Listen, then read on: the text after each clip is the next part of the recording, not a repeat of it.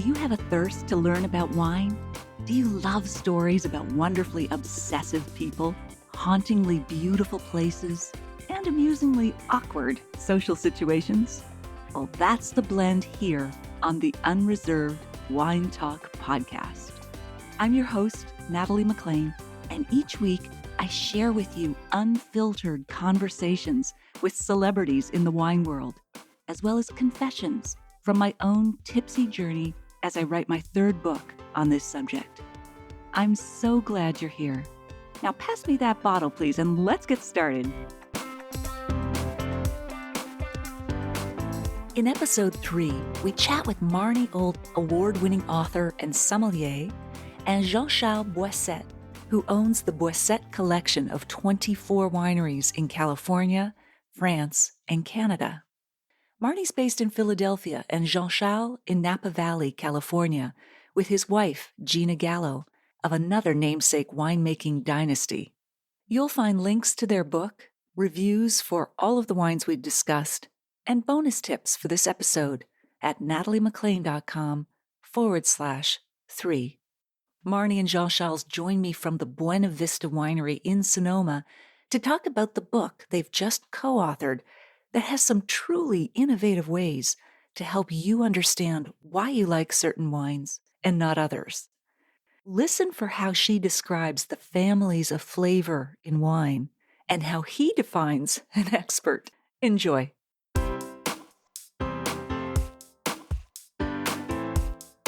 Would you like some strategies, some tips to know why you like the wines you like? And maybe for wines that you don't like. Would you like to pinpoint that reason? Would you love tips and strategies for finding those wines that you like in the liquor store? New wines to you, but the style that you like. That's exactly what we're going to learn with our two guests. Marnie Old is an award-winning writer and sommelier. She and Jean-Charles Boisset, who is head of his family's collection of world-respected wineries, both in France and California. They join us from the Buena Vista Winery in California. Welcome, Marnie and Jean-Charles. Hello. Thanks for having us. All right. Bonjour. Bonjour, salut, mes amis. All right, let's get this started. What was the trigger, maybe the exact moment when you decided to co-author this book together? Do you remember where you were, what you were talking about? Well, as it happens, one of the things I do is I write columns for newspapers recommending wines. I think 8 or 9 years ago now, Jean-Charles was doing a press tour, and I was one of 3 wine writers invited to the fanciest restaurant in Philadelphia to have a lovely 5-course lunch with great wines from both France and California that Boisset produces. So I was very excited to go, and I arrived. But as it happened, it was terrible weather that day, and none of the other writers showed up.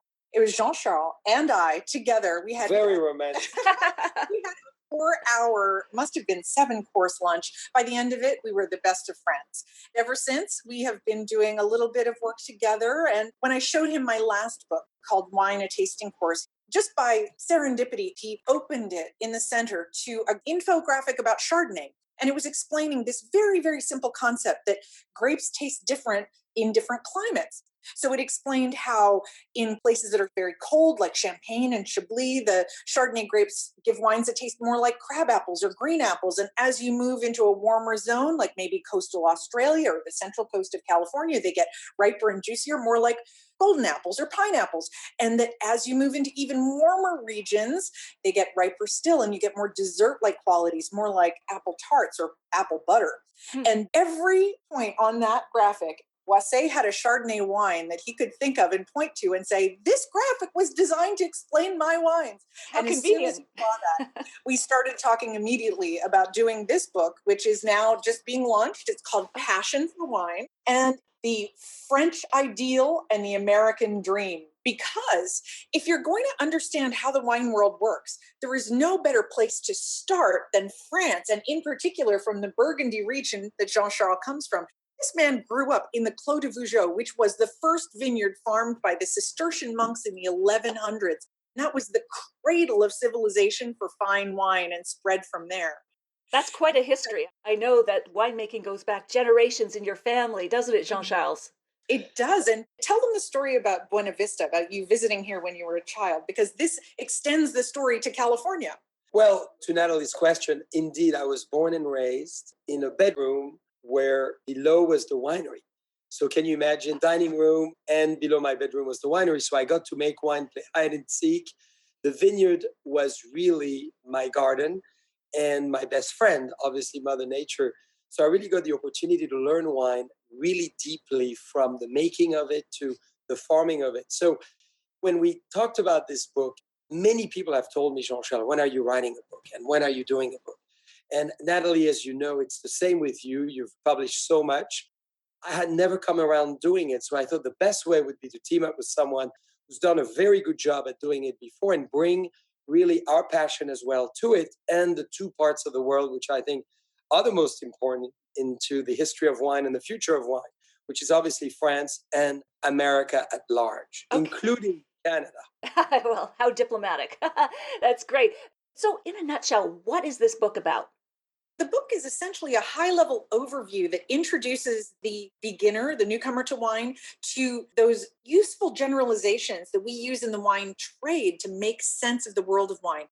The reason that wine education and most wine books are so intimidating is because they tend to start with all the memorization that you need to learn how to do, which is usually a bunch of grape names, a bunch of appellations and regions and so on.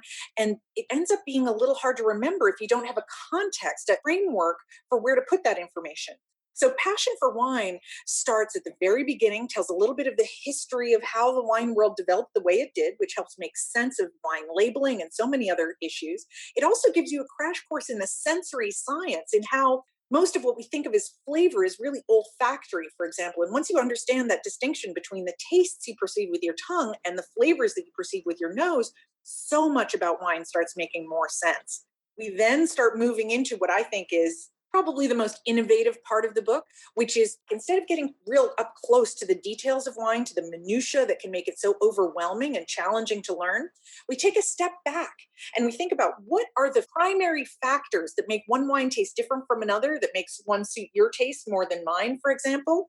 And we talk primarily about ripeness, about how the sun is actually the number one flavor factor in wine. And we group wines into flavor families so that whether it's made with Sauvignon Blanc or Chardonnay, if it's bright, clean, unoaked, tart, and fairly low in alcohol, we call those wines vivacious. Whereas if you took those same grapes, whether it's Sauvignon Blanc or Chardonnay, ripen them further on the vine, they develop more flavor intensity. We then are often more likely to barrel ferment them, which further enriches their texture and adds that spicy, smoky layer of flavor we associate with things like bourbon and cognac. We would call those wines made with the same grapes more voluptuous because they feel richer in the mouth and are more suitable for richer foods and colder weather. So we take this kind of high level conceptual approach and created a color coded navigation system for wine so that you can figure out for yourself, in white wines, do I feel more like drinking a vivacious or a voluptuous wine tonight? Among the reds, should it be more elegant and food oriented, more sensuous and easy drinking, or perhaps more powerful, more concentrated, tannic and age worthy, more like the steakhouse stuff? That's brilliant, I must say. There's lots of books out there, but I love your approach of summarizing because that's the only way we can remember things. Otherwise, we get overwhelmed and we can't remember anything, which is not useful. And also the strength of the infographics that you've done in the past, Marnie, and that the two of you bring together in this book. So, Buena Vista's The Legendary Badge Petite Syrah in my glass. Tell us about this wine, maybe what its flavor profile is and how it would fit in that style spectrum that you folks have come up with. What is exciting about Buena Vista, this is the oldest winery in the state of California. First gravity flow winery. And the man who really brought Buena Vista to life, the Count, brought 345,000 cuttings from Europe and really introduced Vitis vinifera, which are Cabernet, Chardonnay, Pinot Noir, Zinfandel, to the history of California. So this is really fascinating to have dedicated a wine for him. Legendary Badge really signifies the history of the Count in one bottle of wine. I personally love Buena Vista because I came here when I was 11 years old with my grandparents who were school teachers. And as a little Burgundian boy who only knew Chardonnay and Pinot Noir, I was fascinated with all the grape varieties like Zinfandel, Syrah, Petite Syrah that I knew some of them obviously in the Rhone Valley and other places, but many I just discovered here. And this is why I fell in love with it. So the dream to eventually one day lead Buena Vista and inspire the future of Buena Vista was really, really exciting. That's really the history as you asked for it. I'm fascinated with Buena Vista because this is really the national identity, I feel, of American people. This is the first, this is the beginning, this is your passport to wine. Therefore, we've built a whole museum, which is upstairs from where we are right now. Natalie, you would love it, where we use all the tools that really craft viticulture and viniculture into an amazing motion, and the tools tell the history of wine. So we probably have 75,000 guests coming a year to really understand the history of California and wine for the Northern American continent. In fact, it's too modest to mention it, but the state of California recognizes the founder of Buena Vista, the Hungarian Count Agustin Haraszti, as the father of California wine. There's a historical marker here on the outside of the winery to recognize his contribution and how important that was. This was the gentleman who arrived with a vision of how to improve California's viticulture, which at the time in the 1800s was driven by primarily the mission grape, which we know is very easy to grow, but doesn't necessarily make very satisfying red wines. It gives very pale and fairly weak tasting wines. And at the time, Zinfandel was considered kind of the big boom. It was the one that was a significant improvement over the mission grape. But the governor of California hired Count Haraszti to travel to Europe, bring those cuttings back, and improve California's potential for making fine wine using the grapes of Burgundy, the grapes of Bordeaux, the grapes of Germany, the grapes of every region in Europe were brought back by that count in the 1860s. It's just an amazing history. Wow. This man was also a sheriff? He was. In fact, he had an amazing life. I have to tell you, Natalie, if you ever get a chance to study the count, I'll give you the short version. He was a Hungarian nobleman who came to America with his wife to find his fortune. He first landed in Wisconsin, where he was the captain of the first steamboat on the Mississippi. He eventually ended up moving further west, looking for better weather, and found himself in San Diego. And in San Diego, he was the first sheriff of San Diego County. And there's a whole line of wines that honor that heritage here at Buena Vista. But from there, he moved up at the time of the gold rush to the San Francisco area. He became the assayer for the first U.S. mint in California, here in San Francisco. And then he had been looking for good wine country as he traveled around, because he does come from the Tokai region and understood what kind of conditions were necessary for making fine wine. He knew that the valleys north of San Francisco were ideal. And so he found a little dry farmed vineyard, which became what is now the Buena Vista Winery. Now, the amazing thing is he brought those cuttings over from Europe. But because he was the first pioneer planting all those Vitis vinifera grape varieties, he was also the first one to suffer from phylloxera. Documented cases of phylloxera started ground zero in the 1860s here at Buena Vista Winery. And unfortunately, it bankrupted the Count. He ended up losing his shirt, losing his business. He bought an estate in Nicaragua to try and start over. And in the process of trying to scout his property, the Count disappeared. They found his horse tied next to a lake full of alligators. Oh. And we can only suspect that the reason they didn't find his body is that the alligators got the Count. And this is why you have on the back of the legendary badge a little bit of an alligator tail. We wanted to have a little twist to it. And this was fun, Natalie, to bring back this wine. I remember forever I was in San Diego and I see Sheriff Museum. As a Frenchman, when you're a young boy, you play the sheriff and the cowboys and the Indians always, when I was 5, 6, 7 years old. So I toured the museum, and the first person who welcomed me was a die-cut board of the Count of Buena Vista. So I called the winery immediately and said, let's talk about relaunching or launching a wine called the Sheriff in honor of the history. Because what is so important to all the people listening and to wine specifically is the fact that we need to honor history as well. It's not just about what we do. It's not about what Jean-Charles is doing in wine or Marnie or whoever. It's about what other people have done before and recognize and light the world about the great people who were there before. We learn from the past, as we know, and we get inspiration for the past to better manage the present and certainly anticipate the future. So we're very pleased to really release this wine. And the wine, obviously, as Marnie is about to show us, really fits perfectly into the matrix of the book. And I might just say that people love the story about the Count. And of course, you're saying that wine is history and history is storytelling. So bringing that all together, the history, the story of the wine, the story of the Count, that really wraps it up nicely in terms of what this wine is about. And Thank it you. makes the visit to this winery such an exceptional destination. I mean, this is a hot spot for anybody heading to California for wine tourism. You have to start at Buena Vista because it makes so much more sense once you've seen where the story began. We're talking right now about the legendary badge, which is the Petite Syrah. And so I want to give you a sense of where this fits into that navigation system we were talking about in the book.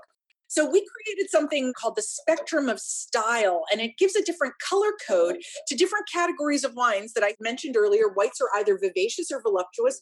Reds are either elegant if they're made in that French Burgundian tradition designed to taste better with food. We call them sensuous if they're that easy drinking blend where neither the acidity nor the tannin is too strong, where you can just open a bottle and drink it in front of the TV without any worries. But there is a category that we call powerful. Now, powerful is the category of the Petite Syrah. And we chose to illustrate all the different categories with different Hollywood actresses to give you a sense of their personality. So we chose Liz Taylor, exactly capturing the spirit of this wine, because when we give it a swirl and a sniff, the aromas are so concentrated, so juicy, so dark and dessert-like. It reminds me of things like blueberry pie and cherry jam or compote. It's got an almost concentrated quality to it rather than the fruit fresh off the tree. And when you Absolutely. taste it, you notice as well that concentration coming through, and not just the fruit. Now in the palate is where I really notice those flavors we mentioned earlier that are more associated with cognac or bourbon that come from the barrel aging of the wine, not just from the fruit and the fermentation itself. What makes this, to me, a wine that fits in our powerful category? One, that alcohol content is on the higher end. That gives it that rich mouth feel, makes it feel like somebody added a little dollop of butter while they were making it to give it that lusciousness in the mouth. We also have that tremendous concentration of flavor. We have that high level of oak flavor as well. All of these things are characteristics that we associate with the powerful category. But then also in the finish, after you swallow, you notice a little bit of that almost velvety feel, like somebody's decided to wallpaper the inside of your mouth with velvet or suede. That is tannin. Now, tannin comes from the skins of the grapes, and Petite Syrah in particular is a grape variety that's known for both its intensity of color, its density of flavor, and its tannin, because all three of those things come from the same source. They're all locked in the skins of the grapes, not in the juice or the flesh inside. So whenever we grow grapes that have small berries and thick skins, like Petite Syrah, like Cabernet Sauvignon, we know we're going to get a blockbuster in the glass. We know we're going to get tremendous concentration, depth of inky color, and a little blast of that tannin as well. Tannin is, of course, a preservative. It blocks oxidation, so it helps preserve wine from spoilage over time.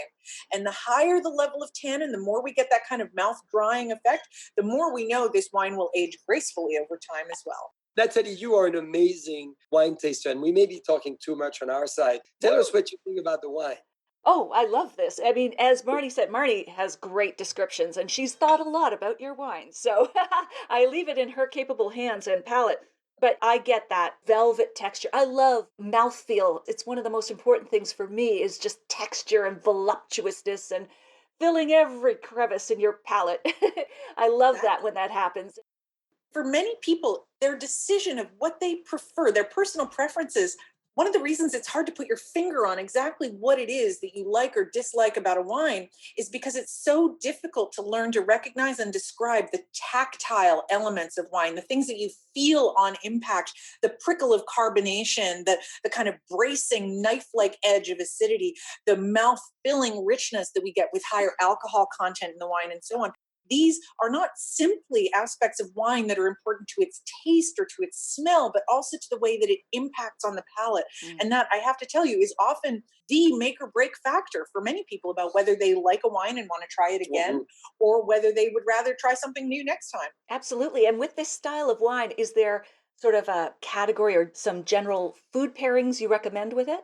Oh, sure. When you're talking about wines that have this level of intensity, you need more seasoning. You need a little bolder touch with the spice rack in the kitchen because when you have this amped up flavor level, if you try and just take a simple piece of beef or some kind of red meat, if you just drizzle it with olive oil and sprinkle it with sea salt, it'll get lost. It will kind of fade next to the intensity of the flavors of the wine. So think more like slow cooking, braised short ribs. Think about things like Korean barbecue. You could also be talking about Persian things. food. Persian food. Ooh, That's interesting. getting some Indian slow cooked layers with multiple seasoning elements. However, one word of warning, this is not a style of wine that really benefits from being served next to sugary sauces in particular. So leave the honey and the barbecue and all of that stuff for the sensuous reds. The powerful reds start tasting a little sour and thin when you put them next to something that has a lot of sugar content. And the other thing to be careful and avoid, well, two things really. High levels of spicy heat will make this kind of burn and feel a little aggressive on the palate. And if you go in with something pickled or really high in vinegar or acidity, that will just make this wine, unfortunately, taste a little clunkier than it really is. And that is not what we want to do to this poor, lovely wine. Absolutely. We need to be nice to the wine, and it'll reward us back in turn. When you were writing this book, what was the thing that surprised you most? What did you discover that you thought, wow, I didn't realize that, or it came together with this book? Well, you can know a topic so well, but it's so difficult to make it concise. The French number one skill is not to be concise. As you know, we go on and on about writing. In Canada, they're very familiar. The length of product names on labels is very different in French than in English. So what was very difficult in a short period of time, being able to really synthesize, bring it visually and in a few words. And that was, as far as I'm concerned, the most challenging because both Marnie and I are very visual. We knew we had great visual, and this is great, but there's some explanation to be given. And take the history of wine, which happens to be a topic which is one of my favorite, and history in general. My two grandfathers were history teachers, so needless to say, this is the topic we love. And we spent only 18 pages on it. And if you know those 18 pages, however, you know a great deal. Another aspect which I thought was so enlightening is I personally have never presented wine in a traditional way because I really think wine is all about you. It's all about what you feel, what you sense, and use your own word. Life is a theater. So within this theater, be the main actor of it. So use the term you feel comfortable with. When we define the spectrum of style with Marnie, we use 5 words. And those 5 words, we said we got to build images. For me, the most beautiful things in the world is obviously female and femininity. In French specifically, we describe the most powerful thing, typically la, which is feminine, la nature, la terre, la lune. And what was better to describe than using those Hollywood characters? We thought a lot about movies. We thought a lot about other iconic ideas that people would remember. But what is easier than those characters that you can identify yourself with? And from there, you have this subconscious image and you use that image to describe the wine. So that was really the fascinating part. And we got the best compliment from my mother, who started the winery with my father in 1961. 9 days ago, she called me and she said, Jean-Charles, when we started, I wish I had read this book. And this was a great compliment because, wine is very bewildering. Wine is very intimidating. So both our style, Marnie and I, are really not intimidating because we very much about the other person. I think if you love people and if you love wine, you're going to love this book because it's all about the other person rather than yourself. And I think that was the simple way to write this book. That's fantastic. And I love that your aim is simplicity, clarity, and concision. It recalls to mind, I think it was Mark Twain. He said, I would have written you a short letter, but I didn't have the time. That's right. It's hard to put things in concise terms because you have to pick your words carefully. And then, Marnie, you also bring to it that powerful infographic sense. And Natalie, another thing, obviously, I always talk a lot and to describe wine. People think we're expert. And my favorite expression in the world lately is an expert is someone who knows how to be wrong with a lot of authority.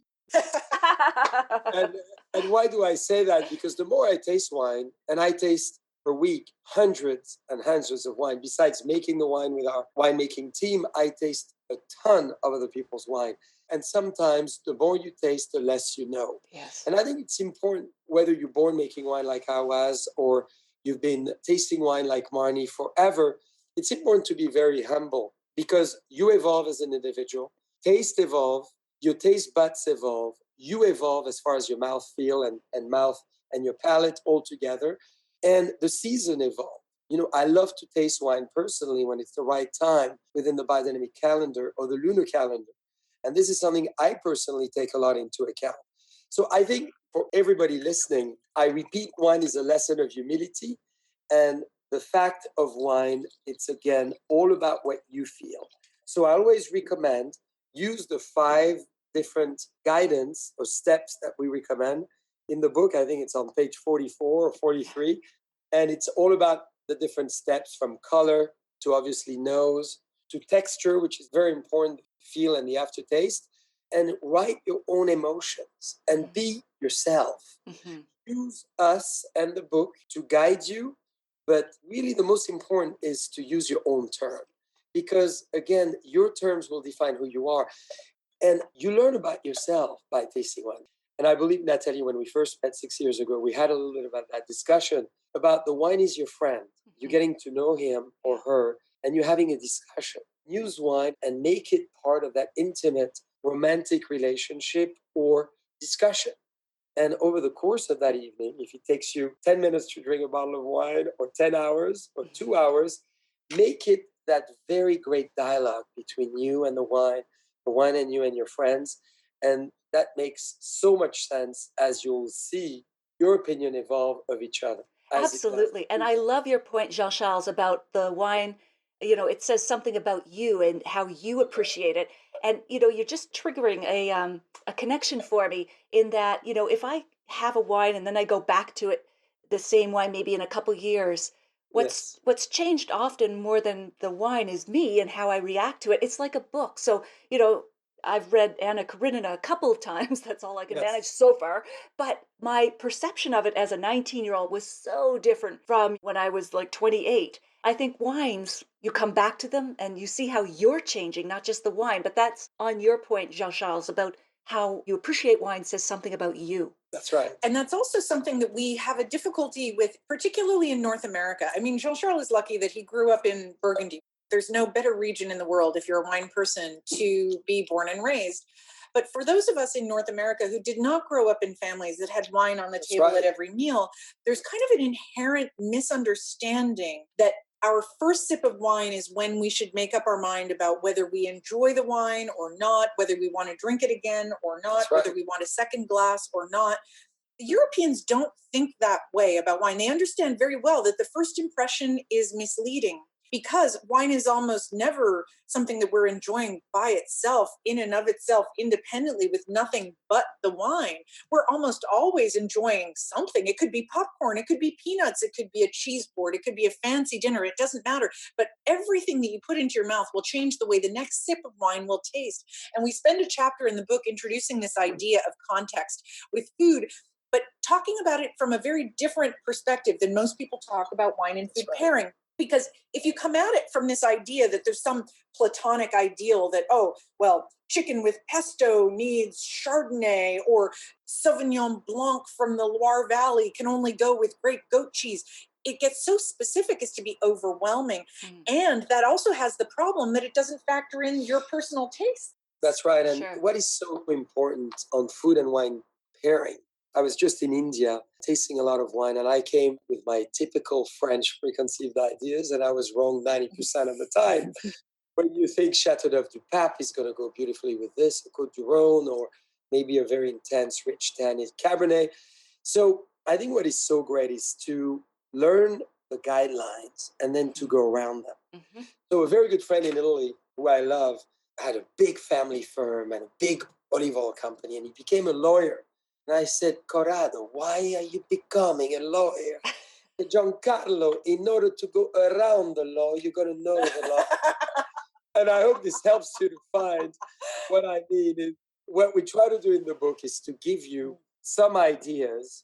And we're not saying you need to follow every principle, but if you know the core, the vertebral column of those major principles, Yeah. then you form your own opinion. Exactly. So, you know what I would love, Natalie, is for a lot of the guests who enjoy our book to look at their book and see annotation, to see scribbles, to see Right. highlights with a Stabilo pen, because Yeah. I think the book we've attempted to write is really a tool, and it's something you want to take around and use. Again, I come back to the spectrum of style and the second wine, which is not on the powerful front necessarily. Sensuous. Exactly. It would be great to open the book and to do the tasting as such. And this is how I've done it with my little girls who are 6.5 years old, because they are tasting wine already. You can only imagine that at 6.5, I was already tasting wine, so they have to taste wine, right? Maybe. And specifically in the French environment, you put water, you taste wine just to understand the food companion, because eating food without wine for me is not interesting. And I never have a meal without wine. Even breakfast? I jump over breakfast typically. Okay. You haven't seen a breakfast of champions, sparkling wine on your Rice Krispies. That's Snap, right. crackle, pop. That's it. You are a titan. That's So great. we just poured the count. So Yes. Marnie, do you want to give us Absolutely. the sensuous Well, aspect? and first, I just want to back up 1 second to come back to something that he was saying about using the spectrum of style as a pairing tool, because that is really why we created it, was to make it easier for people to make decisions about what to drink with what, because that is so paralyzing for people who are just getting into wine. Once they realize the complexity of the wine world, of course, you start feeling insecure and paralyzed about making a decision. It's actually much easier than most people think, because it's not about the final dish. It's almost more useful to think of this as sauce on the side, right? This is a condiment to go with what you're eating. Mhm. And we focus so much on main ingredients and proteins. We think about red meat, or we think about seafood. We think about white meats like chicken or poultry. It's actually not about the protein. The protein is some of the least flavorful stuff on the plate. Usually it's the sauce, it's the marinade, it's the rub, it's the cooking process that ends up being the dominant flavor. And 9 out of 10 times, pairing should be oriented around those questions. Let's talk about salmon, for example, or let's compare salmon and beef. Mhm. You could take salmon, serve it raw, sashimi style. You could do beef raw too. You could do a tartare or a carpaccio. Mhm. Just because one is seafood and one is meat does not mean that this one goes with white wine and this one goes with red. It's actually the same wine that will pair with both of them, because they're raw, because they're being served cold, because they're being very lightly dressed with hardly any interference in the natural flavor of the flesh and the protein. You're making us hungry. I am. Yes, I am. you're doing your So, job. But if you took those same pieces of salmon and beef, and let's say that we maybe saute them in a pan, right? Get a little bit of that caramelization of flavor that comes when we brown food. Oh, well, now they're going to taste better with something that has spent some time in oak barrels. Mhm. Maybe with the Yep. salmon, I might go voluptuous with a white, simply because salmon is lower in fat content and doesn't need that tannin kind of clashing. But maybe with the very simply seared steak, I might go to an elegant wine. I might go to one of the lighter reds where I have a little taste of oak, but enough grip from the tannin to offset the fat content in that beef. Pinot Noir. Exactly. Ooh. But then if we take those same pieces of salmon and beef and give them a bolder treatment, something more in the Indian, Moroccan, Persian vein, something with tremendous concentration of flavor that adds texture as well during the cooking process, boom, both of those, the salmon and the beef, can both handle a bigger, more powerful red wine. We are now going to taste the Count, the eponymous wine for Buena Vista Winery. Now, we chose this one, of course, because it's available in Canada, but also because it's a perfect example of that sensuous category that we mentioned earlier. When we taste red wine, it's often a style that is an acquired taste. It's not usually the first style of wine that people embrace, because with many red wines, they're a little too acidic, maybe a little too earthy, maybe a little too tannic to enjoy on their own. Sensuous wines embody that instant gratification, that sensual quality of making you smile on first contact with the tongue. And to me, this blended red wine absolutely does that. When you try it after the legendary badge in particular, you notice how much lower it is in tannin, how much softer it is in its tannic impact. It's a little bit lighter, but doesn't necessarily make you feel like it's a lightweight red wine. It just is not quite as ponderous, quite as concentrated as the Petit Syrah. But best of all, the thing that makes it the most sensuous, when you taste it, there's a faint subliminal whisper of sweetness on the tip of the tongue. that is exactly what gives this red wine its palate-pleasing instant gratification. Hey, you're right. It's right there at the tip. Or maybe it's the power of suggestion. I'm just going along with what you're saying, but I can feel it, taste it. Yes, it's just that whisper of sweetness. And that's exactly what makes sensuous wines. It's so funny. People assume that because this wine tastes great by itself, that it doesn't pair well with food. That's absolutely not true at all. And in fact, wines like this are the ones that can pair best with some of the foods that give more traditional wines, more like the Burgundies that your family is known for, those very lean classical French wines, and some of more of the kind of steakhouse classic Cabernet styles. Those wines' weaknesses, as I mentioned, the first and biggest weakness is sugar. Any sweetness in the sauce can throw a monkey wrench into those wines. But because there's a hint of sweetness here, the wine can actually handle more of that sugar and spice that we find, especially in cuisines outside of Europe. Because if you think about it, there's a region of Europe, and I'm going to center on Burgundy since Jean-Charles is standing right here. In Europe, I want you to think about this for a moment. There are 3 elements you can add to any recipe. Breakfast, lunch, dinner, doesn't matter. It could be seafood, could be vegetables, could be noodles, could be meats, doesn't matter. A little bit of fat, a little bit of salt, a little bit of sugar generally makes the food taste better. And that's what restaurants do. That's what makes the food we dine out with taste better than what we do at home. A little bit of fat, a little bit of salt, a little bit of sugar. However, only 2 of those things are flattering for traditional fat. That's the fat. Mm-hmm. Okay, I'll take that. Yes. Not to interrupt, but you know why I say that? Our very wonderful Paul Bocuse recently passed, and he said, if you don't like butter, if you don't like cream, why are you coming to any of my restaurants? That's great. Yeah, this is such a great line. At his phenomenal funeral, I mean, he died at the age of 90, incredible chef, and he was very big into using the authentic ingredients, as you just said. Sorry, Marnie, That's okay.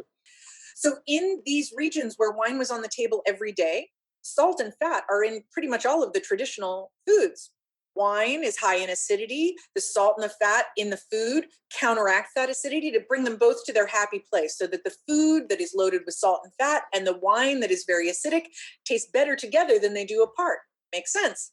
But if you throw sugar into the mix, sugar makes an acidic beverage taste more acidic, not less, and that is almost never a flattering thing.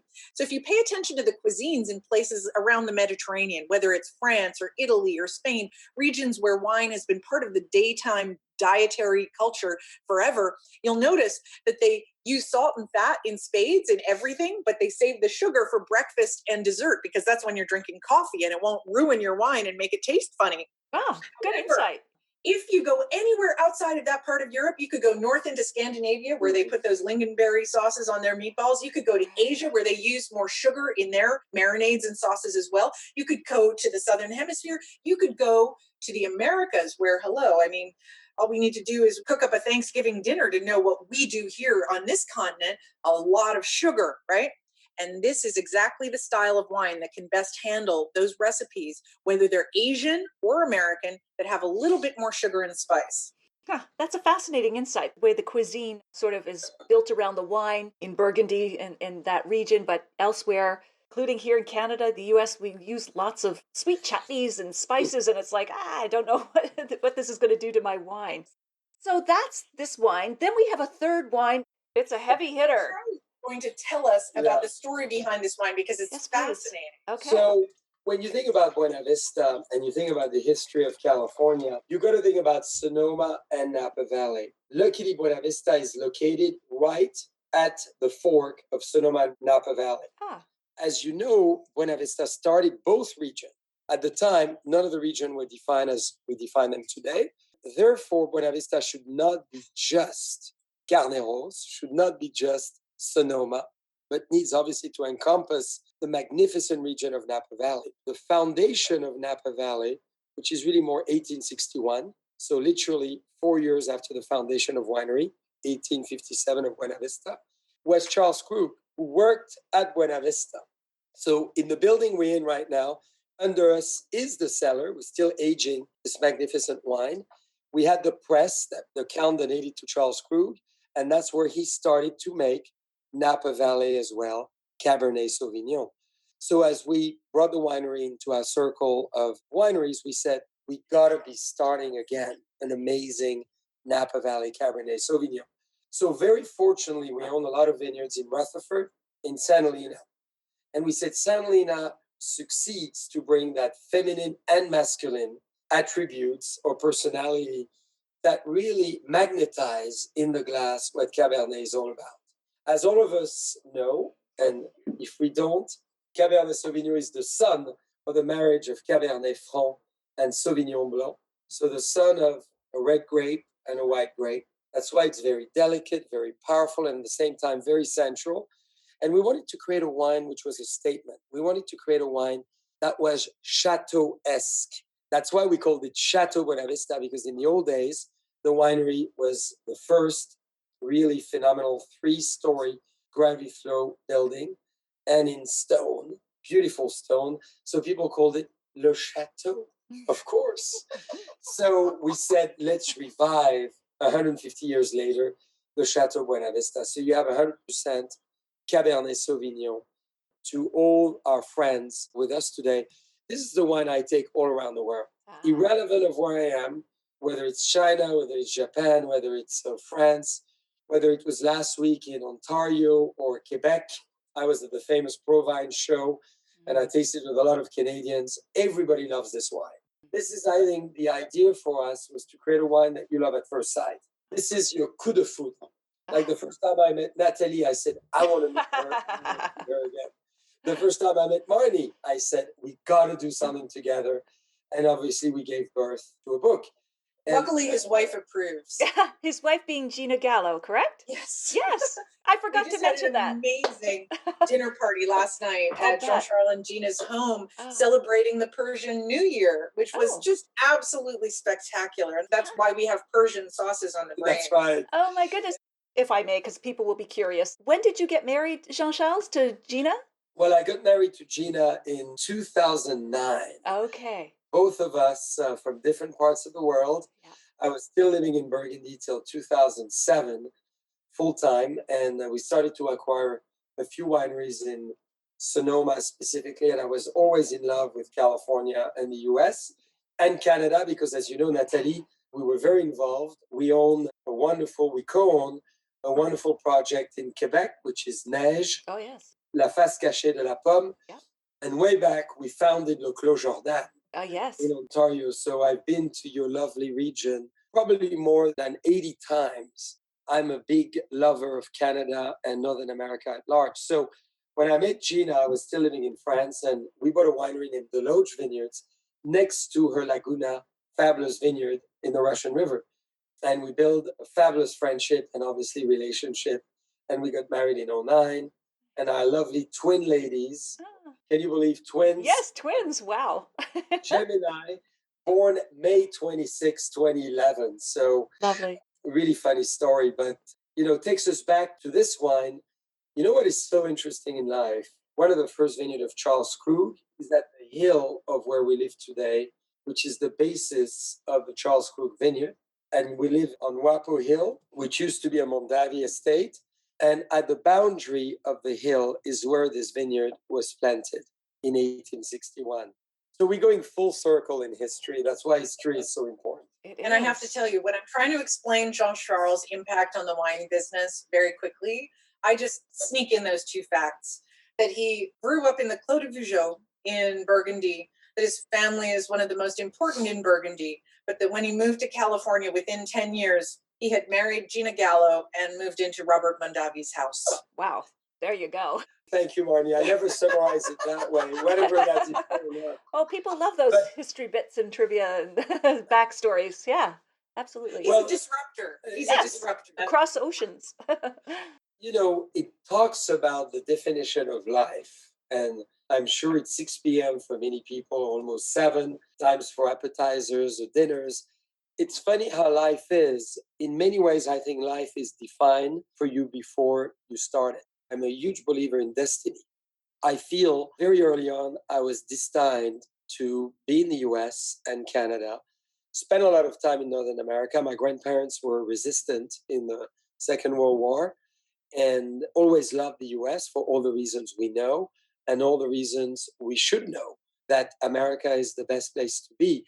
And I really luckily discovered that when I was 11. So I knew I would come back.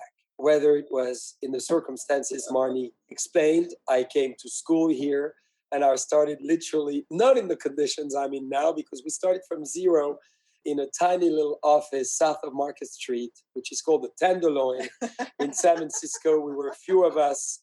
And if you left a bottle of wine, it was drunk in a matter of seconds. If you left a computer, it was stolen in a matter of seconds. And if you were wearing nice shoes and a nice suit, you were robbed in a matter of round. But, I think life is so cool to see. And Natalie, thank you for doing what you're doing. And Pleasure. always, This is and great. for me, because whether you're born like I am in the heart of wine, or many of you are listening tonight and just opening a bottle of wine and saying, besides beer and spirits and port, I want to do wine. It's such an exciting element that wine brings people together. And the circle of wine lovers is so unique. It goes beyond wine. It goes with food. It goes with art. It goes with architecture. It goes with interior design. It goes with writing. It goes with poetry. It goes with fashion. It goes with absolutely everything. Wine is a catalyst of jewelry design. Both Marnie and I are wearing jewelry that we design. That's really the fun of it, is wine allows you, when you start to understand it, and everybody will if they open eyes to it and their mouth to it and their mind to it. If you start to get into wine, you discover not only yourself, but a world around you that you could never fathom. And one last tip. So we've just moved from wine that is fairly affordable to a truly special wine. And because I work with entry-level audiences and beginners so often, one of the biggest questions people have when they first start getting into wine is whether or not the good wines, the expensive wines, are worth it and why they cost so much more. Well, there is a simple little demonstration that anyone can do when they're tasting two wines like this. We just came off a wine. I'm not sure what your retail pricing is there, but we have a significant difference between the Count and the Chateau Buena Vista. And I'll leave the dollar amount to your imagination.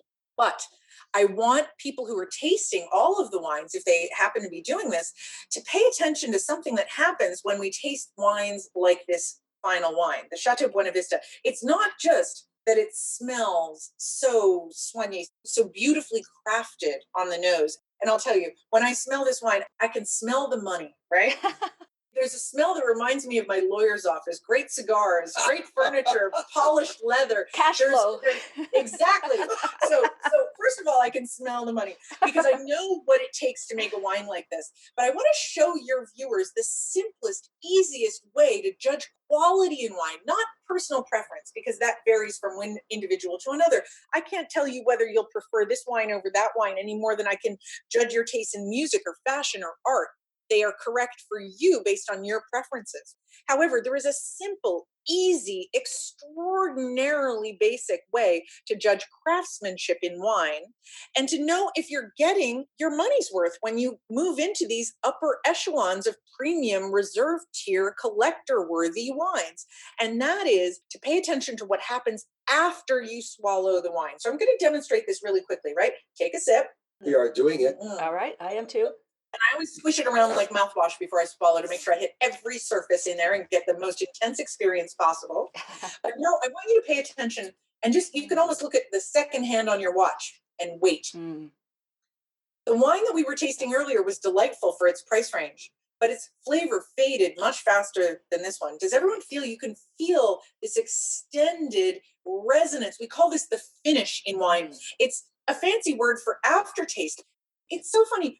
It's almost not a taste or a smell or a texture as much as it is like a vibrational energy. I call it a resonance on the palate. Yes. You can feel this wine reverberating in your mouth.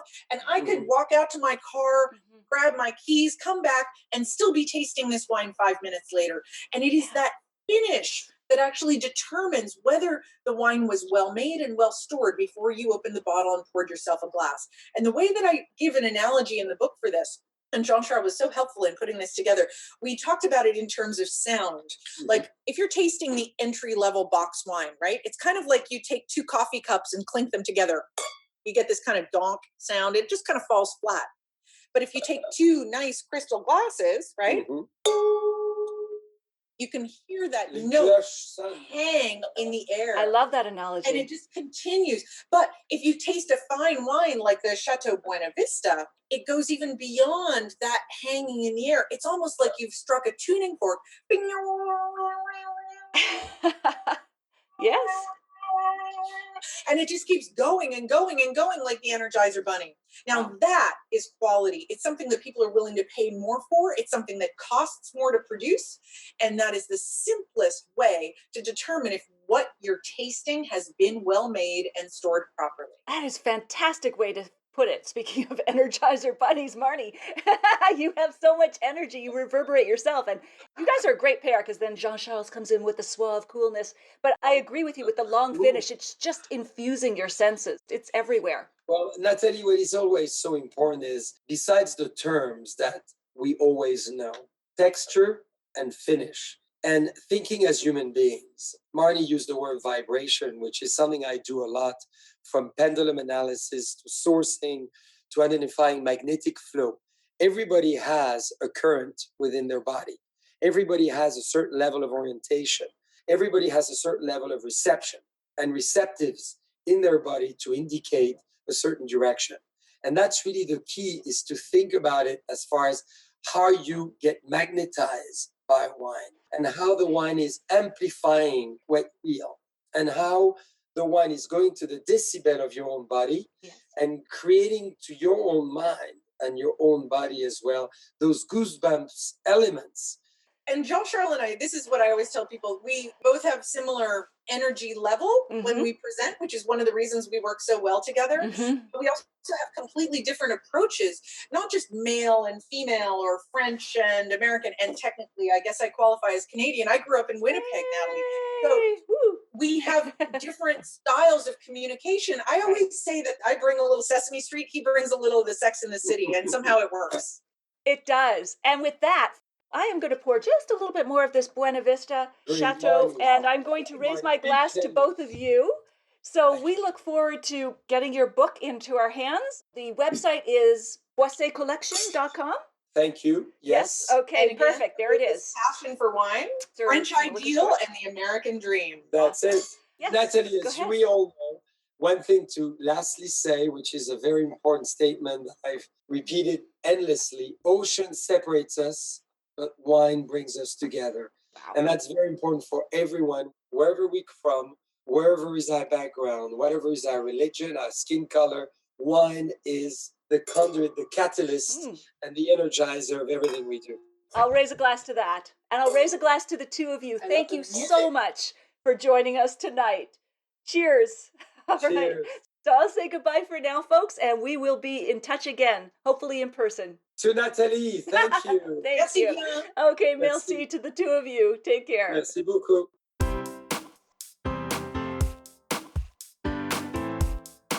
I love the memories Jean-Charles shared of growing up in a vineyard that he called his childhood garden. Marnie also has such an evocative way of describing wine, from the prickle of carbonation to the velvet wallpaper of tannin. What was your favorite tip or quote from this episode? Please share that with me on Twitter or Facebook and tag me at Natalie McLean. On Instagram, I'm at Natalie McLean Wine. Or use the hashtag #UnreservedWineTalk. You'll find links to their book, reviews for all of the wines we've discussed, and bonus tips for this episode at nataliemclean.com/3. That's the number 3.